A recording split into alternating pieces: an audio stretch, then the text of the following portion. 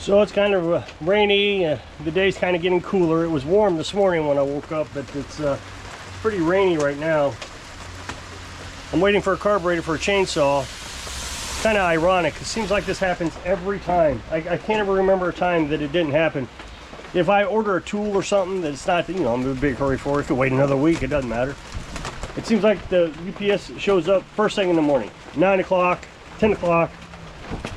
But when I've got a part on order, it shows up 1, 2, 3 o'clock in the afternoon sometimes.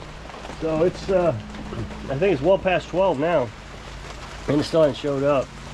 And so I track him online, and he's way over there still. I mean, he's got a long ways to go, so I won't be able to work on anything today. And if I was going to work on the chainsaw, I was going to work on the porch.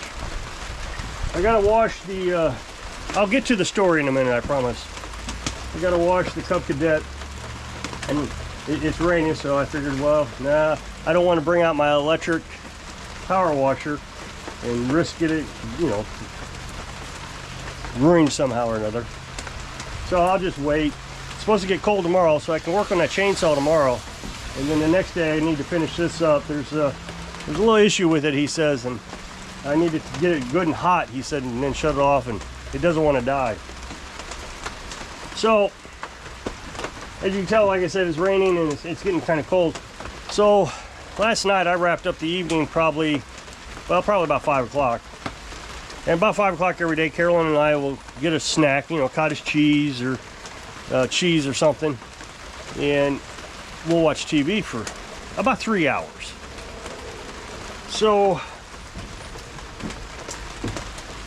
at some point during the TV show watching, 6:30, something like that, I don't know, my phone ding-a-ling-a-linged, and I didn't know what it was, email, or it could be anything.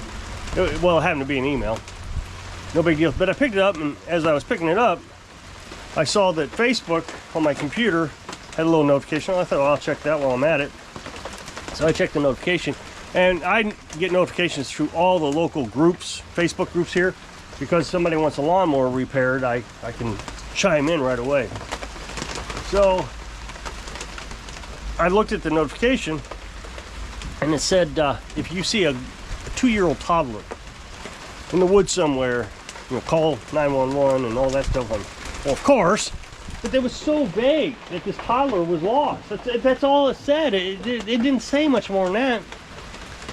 And you go down in the comments of it, and people are like, okay, this seems like it needs more information than this. Was there an Amber Alert? Somebody steal her? Was, you know, what is going on? I don't even think it said in the woods. Maybe it didn't say in the woods at this point. Just a toddler was missing. Well, as the evening progressed, you can see it was becoming a little bit more serious as time went on. So a little bit later, it said, we need volunteers. So this is the family member, like the cousin or aunt or something of the toddler. We need volunteers.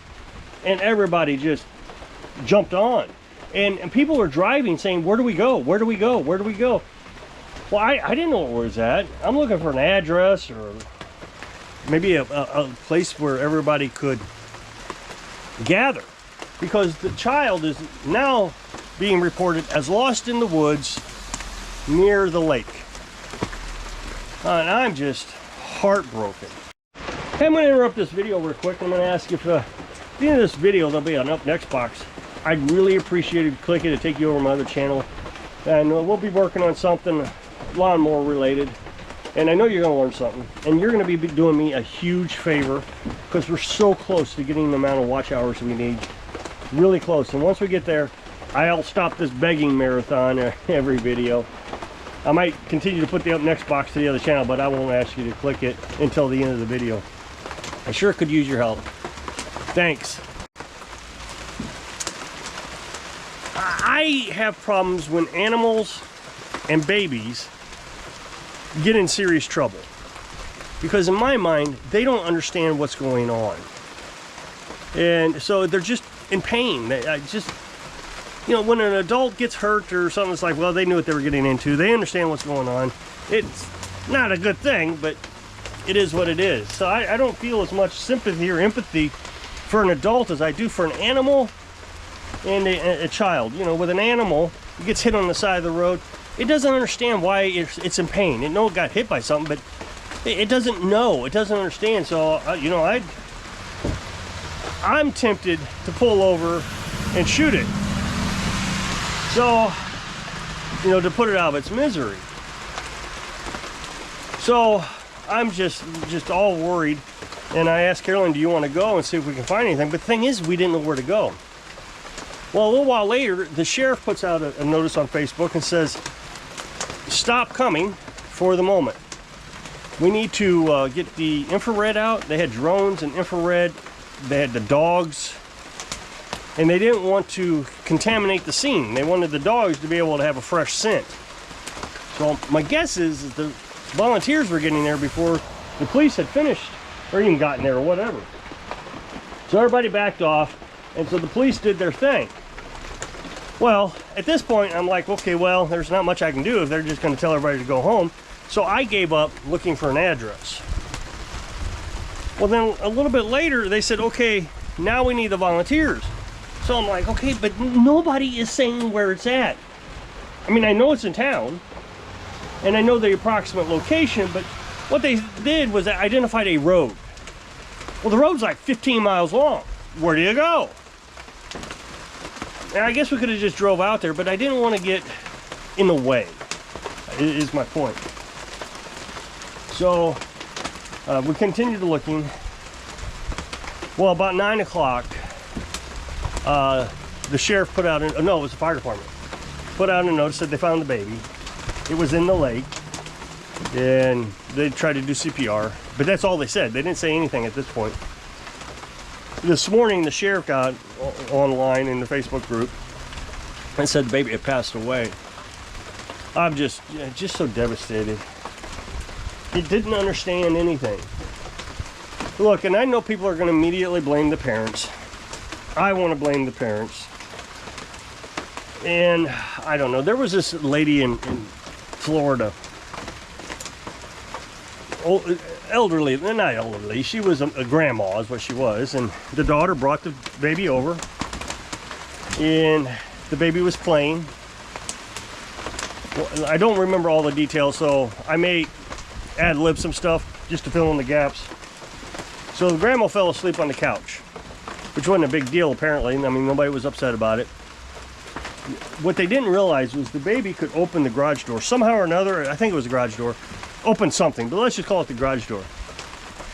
And she just was able to get to the spot where she could reach it, and it walked at least a quarter of a mile into a lake and drowned. Well, when the grandmother woke up, she couldn't find the baby, so she got in the truck and was calling around trying to get everybody to help her. And as she was driving by her lake, she saw something floating in the water, and she realized it was the baby. And it was an accident. That's what the police said. It was an accident, and wasn't malicious. She didn't realize, the grandmother didn't realize the baby could open the garage door. And, you know, we all can say things. I am sure that I fell asleep a couple times on the couch when I was raising my daughter. I guess I just got lucky. I mean, what else can you say? I think things just happen. You know, the cat gets out, you don't realize the cat got out, and all of a sudden the cat's in the middle of the road.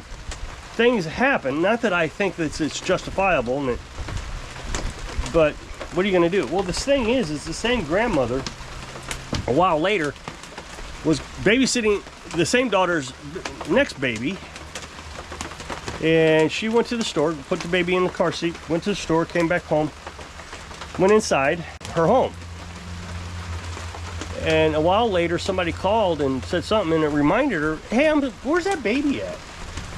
And she left that baby in the car. And of course, it died. Well, this time she was arrested. Now, and convicted, I think. But the prosecutor didn't want to prosecute because it was still just an accident. People do forget things, especially if it's not routine. So it can happen. But the jury found that since it happened to her twice, that it might have been some malicious aspect to it. I don't think that the woman learned anything. You know, that's what the thing is our judicial system is supposed to be that we get punished so we will learn, and other people will learn from the behavior. If you go rob a bank, we want to make sure the entire society knows you're not supposed to rob banks, and we want to make sure that you will never rob a bank again. That's behavior that you can control. But forgetting your baby in the car and falling asleep on the couch, sometimes that's just out of our control. It just happens. And people want punishment out of that. They want, and I'm telling you, I have a bit of feelings about that I want punishment. I want somebody to pay for this little baby that fell in the lake. Now, there's an investigation going on. I don't want to, prejudge or anything. But if it was just that the mother turned her back, and I mean, apparently she called the police pretty quickly because she said, I lost my baby. It's only been an hour and I've been looking for her for 45 minutes or whatever it was. I've been looking for her. So it's not like she didn't notice right away. She noticed right away that the baby was just missing. So, what happened? The baby just walked out, toddler, and walked down into the woods and into the lake. I mean, this area is it's not very forgiving. This area is pretty rough. I mean, I get down in the woods and it doesn't take long to get turned around, especially, well, in the fall time it's not so bad.